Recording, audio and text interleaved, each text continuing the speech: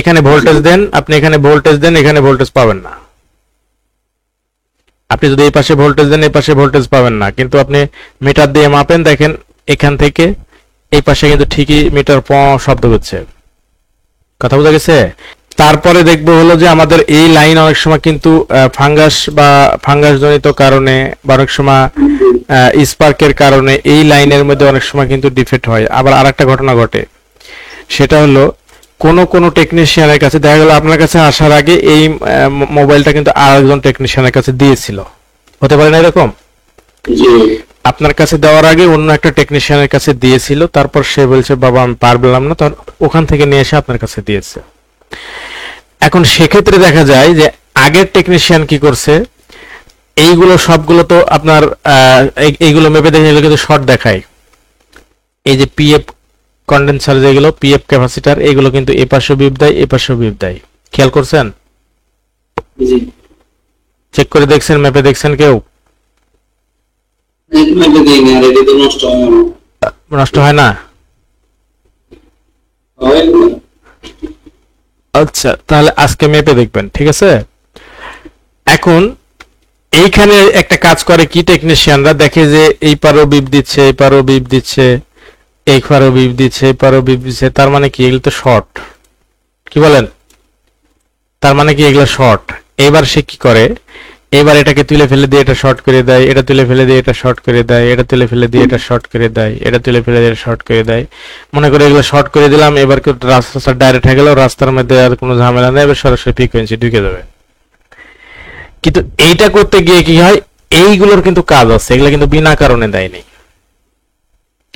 এই পিএফ কন্ডেন্সারের কাজ কি, এটা ভোল্টেজ পার হতে দেবে না, কিন্তু ফ্রিকোয়েন্সি পার হতে দেবে।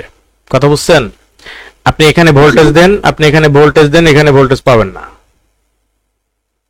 আপনি যদি এই পাশে ভোল্টেজ দেন, এই পাশে ভোল্টেজ পাবেন না, কিন্তু আপনি মিটার দিয়ে মাপেন, দেখেন এখান থেকে এই পাশে কিন্তু ঠিকই মিটার শব্দ হচ্ছে। কথা বোঝা গেছে? পিএফ শব্দের অর্থ কি? পিকো ফ্যারাড কন্ডেন্সার, পিএফ। ঠিক আছে? তো পিকো ফ্যারাড কন্ডেন্সার এটা হলো গুণ, সে ফ্রিকোয়েন্সি যেতে দেয় কিন্তু ভোল্টেজ যেতে দেয় না। কথা বোঝা গেছে? তো এখন দেখা গেল আগের যে টেকনিশিয়ানের কাছে দিয়েছিল ও কি করছে, এগুলো শর্ট করে দিয়েছে, যে এমনিও শর্ট অমনিও শর্ট। তো এইবারে এটা শর্ট করে দেওয়ার কারণে কি হলো, এবার নেগেটিভ পজিটিভ শর্ট হয়ে গেল, মানে ফ্রিকোয়েন্সি এর উপর সাজা যাবে না, এটা যেহেতু শর্ট হয়ে গেছে। কথা বোঝা গেছে? তো এইগুলো করা আছে কিনা অন্য টেকনিশিয়ানের দেখবেন যে এরকম ঘুচাঘুচি যদি করা থাকে, তাহলে এই বিষয়গুলো খেয়াল করতে হবে যে এইগুলো শর্ট করা আছে কিনা, এইগুলো শর্ট করা আছে। যদি শর্ট করা থাকে, আপনি প্রয়োজনে অন্য একটা পুরানো মাদারবোর্ড থেকে আপনি কম্পোনেন্ট তুলে এখানে লাগিয়ে দেবেন। এখন প্রশ্ন হলো যে এখানে কত মানের কম্পোনেন্ট লাগাবো। তো কিভাবে মান বের করতে হয় এটা শিখেছি না? জি। তো এই মান বের করে এখানে দেখবেন যে কত মানের আছে, সেই মানের এখানে লাগিয়ে দেবেন। এখন এই জায়গায় আর একটা গুরুত্বপূর্ণ বিষয় আছে, যেটা বেশিরভাগ টেকনিশিয়ানই জানে না। সেটা হলো এই জায়গাতে কিন্তু একটা ভোল্টেজ থাকে।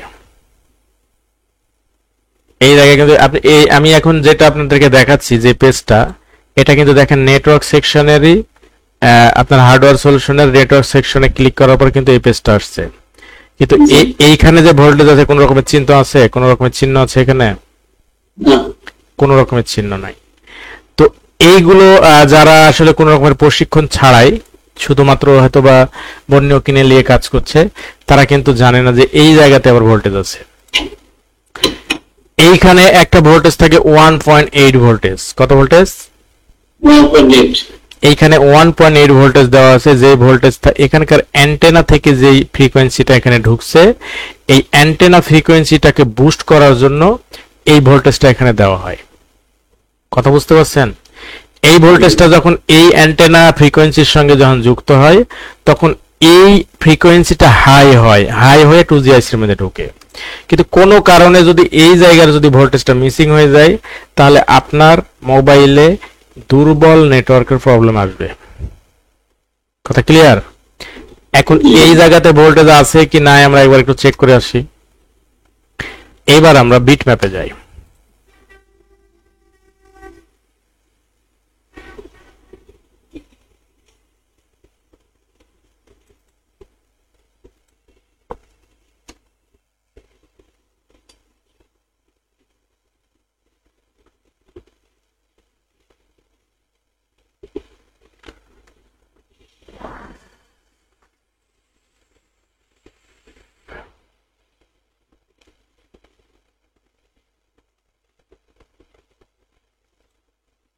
আমরা একটু স্কিমেটিকের ভিতরেও যাই।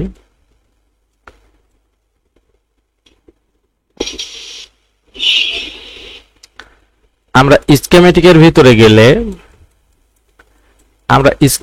ভিতরে গেলে আমরা এখানে দেখতে পাচ্ছি যে আমাদের পাওয়ার আইসি থেকে মোট 23টা ভোল্টেজ বের হচ্ছে। কয়টা ভোল্টেজ? 23টা এলডিও ভোল্টেজ বের হচ্ছে। এই ভোল্টেজের বাইরে আরো ভোল্টেজ আছে, কিন্তু শুধুমাত্র এলডিও দিয়ে বের হচ্ছে 23টা। এর মধ্যে একটা ভোল্টেজের নাম দেখেন অ্যানালগ ভোল্টেজ। একটা ভোল্টেজের নাম অ্যানালগ ভোল্টেজ। এই অ্যানালগ ভোল্টেজটা যাচ্ছে ভিআরইজি, এলডিও নাম্বার কত? 7 নম্বর এলডিও দিয়ে বের হচ্ছে 1.8 ভোল্টেজ। ঠিক আছে, এই অ্যানালগ ভোল্টেজটাই কিন্তু ওখানে যায়। আমরা চলেন এর লেজ খুঁজে দেখি। এর লেজে একটা হলো ক্যাপাসিটর আছে। ক্যাপাসিটর হলো এইটা 0907। ক্যাপাসিটরটাকে কপি করে নিই। এইবার আমরা পেস্ট করব হলো লেআউটে। কই লেআউট তো আমরা ওপেন করিনি, আগে লেআউটটা ওপেন করে নিই।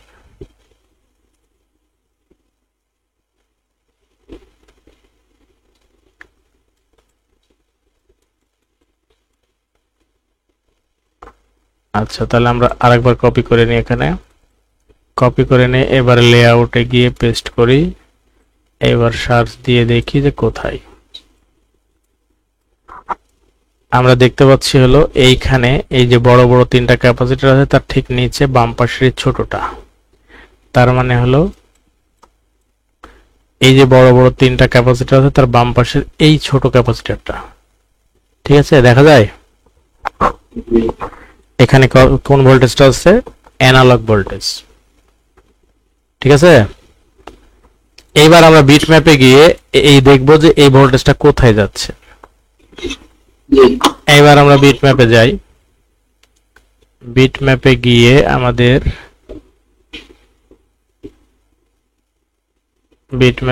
আমাদের এই জায়গাটা, এই যে বড় বড় হলো 3টা ক্যাপাসিটর, তার নিচের এই ছোট্টটা আমরা দেখেছিলাম যে ভিআরইজি এলডিও নম্বর কত? 7। এই যে এলডিও নম্বর 7 ছিল হলো এই যেটা এখানে লেখা আছে। এই দেখেন এলডিও নম্বর 7 1.8 ভোল্টেজ। ঠিক না? আচ্ছা, তাহলে আমরা এই জায়গায় ক্লিক করলে এবার দেখি যে এই লাইনটা আসলে কোথায় যাচ্ছে। আমরা এই যে 3টা বড় বড় ক্যাপাসিটরের পাশে যেটা, সেটা আমরা দেখছিলাম, যেটা হলো ভিআরইজি এলডিও নম্বর 7 1.8 ভোল্টেজ। ঠিক আছে না? এইবার দেখেন এই ভোল্টেজটা কোথায় যাচ্ছে, আমরা এবার দেখে আসি।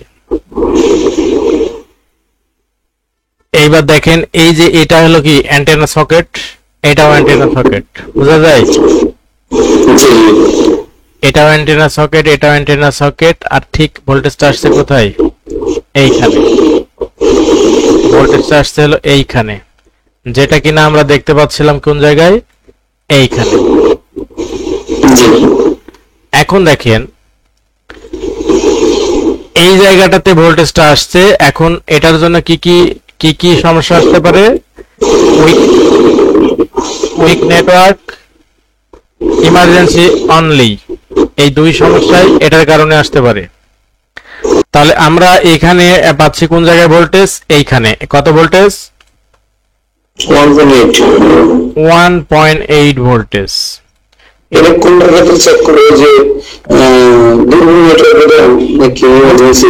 ইমার্জেন্সি, দুর্বল, এই দুইটার ক্ষেত্রেই। ইমার্জেন্সি এবং দুর্বল এই দুইটার ক্ষেত্রেই এই জায়গা চেক করব এখানে ভোল্টেজ 1.8 আছে কিনা। যদি এই 1.8 না থাকে তাহলে আমাদের কি এই আমাদের অ্যান্টেনার যে ফ্রিকোয়েন্সিটা দুর্বল হয়ে যাবে। আমরা কি করব? এই দুর্বল নেটওয়ার্কটাকে সবল করার জন্য এই ভোল্টেজের ব্যবস্থা করব। এখন এই ভোল্টেজের ব্যবস্থা কিভাবে করব? আমরা দেখব, বিটম্যাপে এসে দেখব যে এইখানে কার কার সাথে সম্পর্ক আছে। যে জায়গায় সম্পর্ক আছে এই সমস্ত জায়গার মধ্যে কোনো কিছু যদি একটা ক্যাপাসিটর শর্ট থাকে তাহলে কি হবে? এইখানে এই লাইনের ভোল্টেজটা বসে যাবে, আর ভোল্টেজটা বসে গেলে নেটওয়ার্কটা কি হবে? দুর্বল হয়ে যাবে। ঠিক আছে? জি এইবার আমরা দেখতে পাচ্ছি যে এখান থেকে ঢুকছে হলো কি, এখান থেকে ঢুকছে হলো ফ্রিকোয়েন্সি ঢুকছে 2GIC তে। আমরা জানি যে অ্যান্টেনা থেকে যে ফ্রিকোয়েন্সিটা প্রথমে যে আইসি তে ঢুকে এই আইসির নামই হলো 2GIC, ঠিক আছে? জি এটা যে এটা এখানে থাক যে জায়গাতেই থাক না কেন, অ্যান্টেনা দিয়ে ফ্রিকোয়েন্সি ঢুকে যে আইসি কে পাবে সর্বপ্রথম, এটাই হলো এটাই হলো 2GIC। এখন এই আইসি আপনার নেটওয়ার্ক সেকশনে কিছু ভাষা ব্যবহার হয়, যেমন RX-TX। RX মানে হলো কি জানা আছে?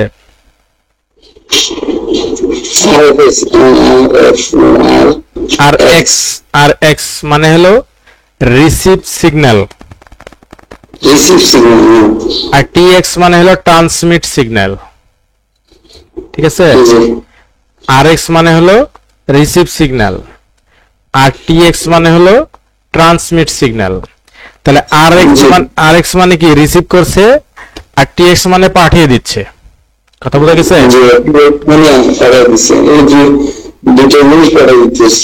এই জিনিসটা মনে রাখতে হবে যে RX মানে কি সে নিচ্ছে, আর TX মানে হলো কি টেক্সট।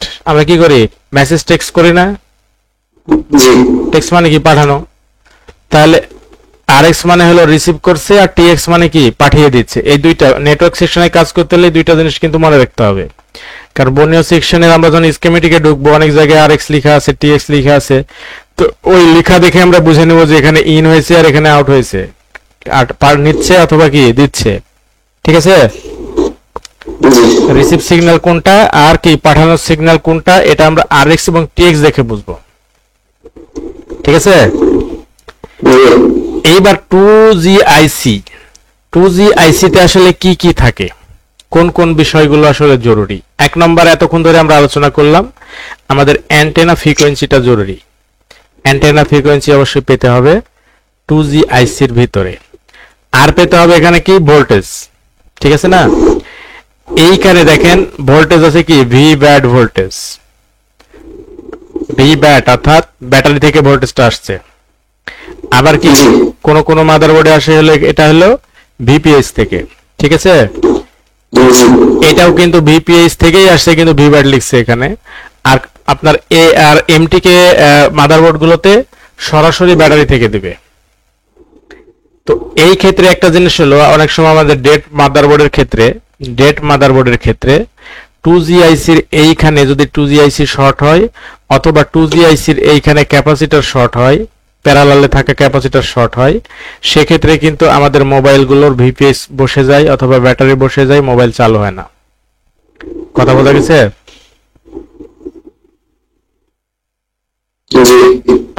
এটা কিন্তু খেয়াল রাখতে হবে যে আমাদের 2GIC এর আশেপাশে VBAT অথবা VPH ভোল্টেজ থাকে। তাহলে আমাদের এখানে ইন হচ্ছে হলো VPH ভোল্টেজ অথবা VBAT ভোল্টেজ। এখানে একটা ভোল্টেজ আসছে, আর একটা ভোল্টেজ এখানে আরো একটা ভোল্টেজ আসে হলো 1.8 ভোল্টেজ, যেটা এইখানে এই মাদারবোর্ডে দেওয়া আছে কিনা, এই মাদারবোর্ডে মনে হয় দেওয়া নাই, এখানে শুধুমাত্র একটা ভোল্টেজ ব্যবহার করছে। তো আধুনিক এখনকার যে মাদারবোর্ড গুলো আছে 5G ফোন গুলো, এই 5G ফোন গুলোতে দুইটা ভোল্টেজ দিচ্ছে, একটা হলো VBAT ভোল্টেজ আর একটা হলো 1.8 ভোল্টেজ। তো 1.8 ভোল্টেজটা হলো আপনার আসছে হলো পাওয়ার এসি থেকে, ঠিক আছে? তাহলে আমাদেরকে এখানে দুইটা ভোল্টেজ মাপতে হবে আধুনিক মাদারবোর্ডগুলোর ক্ষেত্রে। একটা হলো 1.8 ভোল্টেজ আর একটা হলো কত 3.7। এই দুইটা ভোল্টেজ যখন আমরা ঠিকঠাক পাবো তখন বুঝতে পারলাম আমাদের কি ভোল্টেজ সাপ্লাই ঠিক আছে।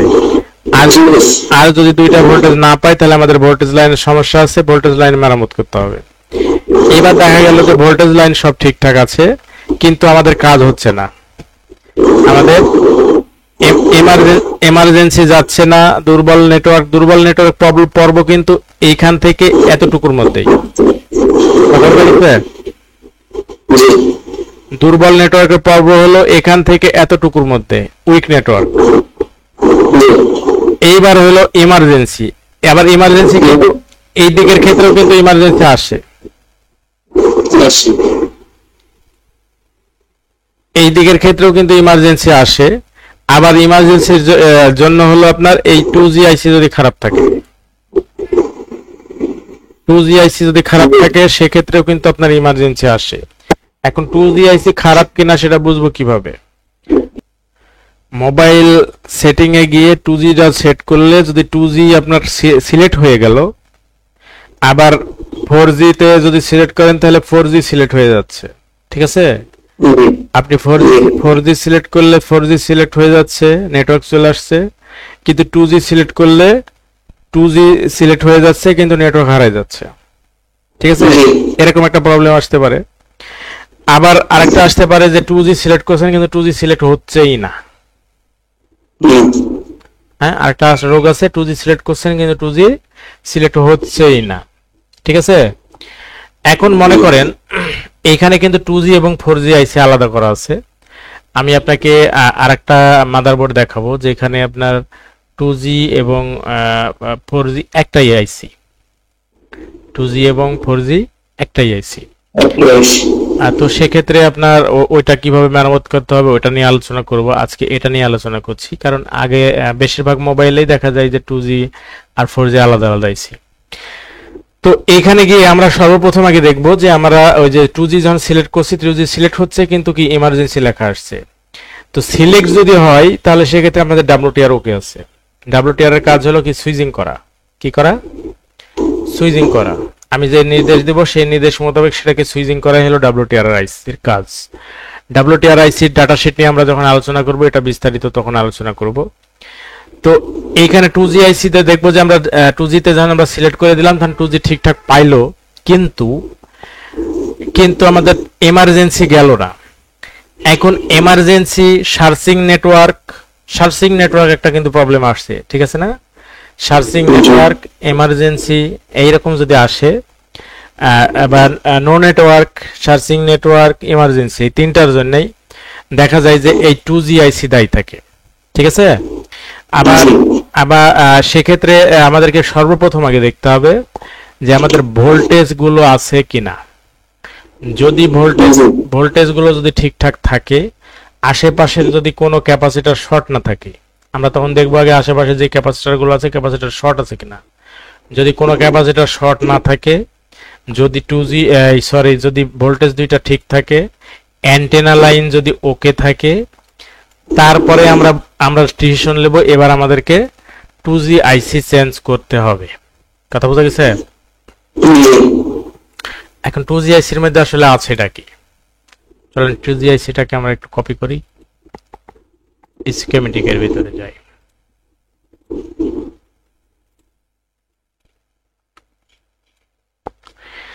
এটা হলো আমাদের 2G আইসি।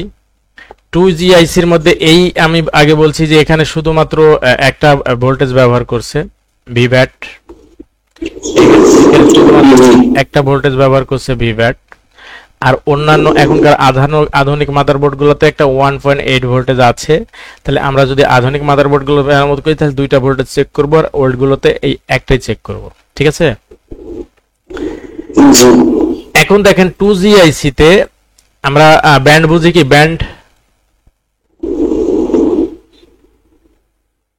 বুঝি। আমাদের নেটওয়ার্ক সেকশন কিন্তু চলে ব্যান্ডে, ঠিক আছে?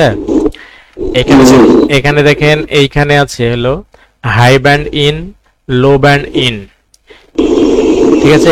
LB switch out. এখানে ইন হচ্ছে দুই রকমের কিন্তু কি আউট হচ্ছে একটা। আউটটা কোথায় হচ্ছে আমরা দেখি, B5, 5, 8 এবং 20 তিনটা ব্যান্ড দিয়ে আউট হচ্ছে, আর আমাদের হলো ইন হচ্ছে হলো 2G ব্যান্ড, লো ব্যান্ড এবং কি GSM হাই ব্যান্ড, দুইটা ব্যান্ড একসঙ্গে। আমরা যখন কথা বলার সময় আমাদের কোন ব্যান্ড কাজ করে জানেন? আমরা যখন কথা বলার সময় কাজ করে লো ব্যান্ড। কারণ হলো লো ব্যান্ড মানে অনেক দূর পর্যন্ত কাজ করে এবং লো ব্যান্ড সবচাইতে শক্তিশালী ব্যান্ড, এবং লো ব্যান্ডটা হলো সবচাইতে দুর্বল নেটওয়ার্কেও ঠিকঠাক মতো কাজ করে। কথা বোঝা গেছে? আর হাই ব্যান্ডটা যদি একটু দুর্বল নেটওয়ার্ক হয় তাহলে আর কাজ করে না, কথা বোঝা যায় না, ক্লিয়ার আসে না, ঠিক আছে, এইরকম সমস্যা আছে। তো এই কারণে লো ব্যান্ড দিয়ে আমাদের সমস্ত কথাগুলোর ব্যবস্থা করছে। আমরা যেহেতু জানি যে 4G 5G যখন আমরা চালু করি তখন আমাদের ইন্টারনেট স্পিডটা জোরে হয়, তো তাহলে 4G 5G ব্যান্ড ব্যবহার করে তো আমাদের কথার কাজ চালাইতে পারতো। কিন্তু 4G 5Gর ক্ষেত্রে সমস্যা ওইখানে, যদি কোনো যদি দূরত্ব হয়, টাওয়ার থেকে যদি দূরত্ব বেশি হয়, সেক্ষেত্রে আমরা কথা বুঝতে পারবো না, কথা যাবে না। আর লো ব্যান্ড লো সিগন্যাল এবং অনেক দূরত্বেও পরিষ্কার কথা যায়, যার জন্য লো ব্যান্ডটা আমাদের ব্যবহার করা হয়। ঠিক আছে, তাহলে আমাদের 2GIC খারাপ কিনা এটার জন্য আমাদেরকে সর্বপ্রথম কি কি চেক করতে হবে? সর্বপ্রথম হলো অ্যান্টেনার সাইডগুলো ওকে আছে কিনা। সেজন্য যে শর্টকাট আমি যে চেকিংটা দেখালাম, যে একটা জাম্পার অন্য একটা মাদারবোর্ডের লজিক বোর্ডের জাম্পার একটা লাগিয়ে দিয়ে, ঠিক আছে, তাহলে আমাদের কি অ্যান্টেনা সাইড ঠিক আছে কিনা আমরা এক চান্সে এটা বুঝতে পারবো। এইবার আমরা দেখব যে আমাদের এখানে ভোল্টেজ গুলো ঠিকঠাক আছে কিনা, সেই ভোল্টেজটা দেখে নিব। ভোল্টেজ যদি ঠিকঠাক থাকে, এইবার দেখব WTR এ আমরা যদি 2G সিলেক্ট করি 2G সিলেক্ট হচ্ছে কিনা। ঠিক আছে, যদি দেখা যায় যে 2G সিলেক্ট হচ্ছে কিন্তু নেটওয়ার্ক আসছে না, তার মানে কি আমাদের এবার 2GIC কে তুলতে হবে। আমরা সর্বপ্রথমে চেঞ্জ করব না, আমরা সর্বপ্রথম আগে 2GIC টাকে একটু রিহট করব, একটু হট করে কি নাড়াই দেব, দিয়ে যদি হয়ে যায় তাহলে হয়ে গেল। অনেক সময় ফাঙ্গাস জনিত কারণে, আছাড় খাওয়ার কারণে, ময়লার কারণে অনেক সময় কিন্তু বল মিচিং থাকে, তো সেক্ষেত্রে আমরা ওটাকে একটু হট করে একটু নাড়াই দেবো। নাড়া দিয়ে যদি হয়ে যায় হয়ে গেল, যদি না হয় তাহলে তুলে একবার রিভলভ করে দেখবো, যদি রিভলভ করে না হয় তারপরে আমরা এটাকে চেঞ্জ করে দেবো। ঠিক আছে, তো আমাদের 2GIC গুলো কিন্তু বেশিরভাগই লেগ আইসি থাকে, মানে সাইডের লেগ গুলো কি দেখা যায়, ঠিক না? আমাদের 2GIC গুলো বেশিরভাগই কিন্তু লেগ আইসি থাকে। এখন আধুনিক যে 5G মাদারবোর্ড গুলো আছে, অনেক মাদারবোর্ডে দেখা যাচ্ছে লেগ নাই, ভিতরে বল আইসি দিয়েছে, তো সেইগুলো আমাদের রিভলভ করা লাগে। আর যেগুলো লেগ আইসি এগুলো তো রিভলভ করা লাগে না, শুধু সাইড দিয়ে ঝালাই করে দিতে হয়, ভালো করে একটু মাইক্রোস্কোপ দিয়ে দেখে ভালোভাবে ঝালাইগুলো করে দিতে হয়। দিয়ে যদি না হয় তারপর আমরা এটাকে চেঞ্জ করে দিব, আর চেঞ্জ করে দিলেই ইনশাআল্লাহ দেখবো যে আমাদের কাজ হয়ে গেছে। কথা ঠিক আছে? তাহলে আজকে আমরা ইমার্জেন্সি কল অনলি এবং কি উইক নেটওয়ার্ক এই দুইটা নিয়ে আলোচনা করলাম, এবং নো সার্ভিস এটা একটু বড় পার্ট, এটা কাল থেকে আমরা হয়তো বা 2 দিন 3 দিন বা যে কয়দিন লাগুক এটা আস্তে আস্তে এটাকে কমপ্লিট করব। ঠিক আছে ইনশাআল্লাহ। তাহলে আজকে আমরা এই পর্যন্তই। আল্লাহ তাআলা আমাদেরকে আগামীকাল পর্যন্ত হায়াত দান করুক, আমাদেরকে হালাল রুজি অন্বেষণ করার তৌফিক দান করুক। আসসালামু আলাইকুম ওয়া রাহমাতুল্লাহি ওয়া বারাকাতুহু।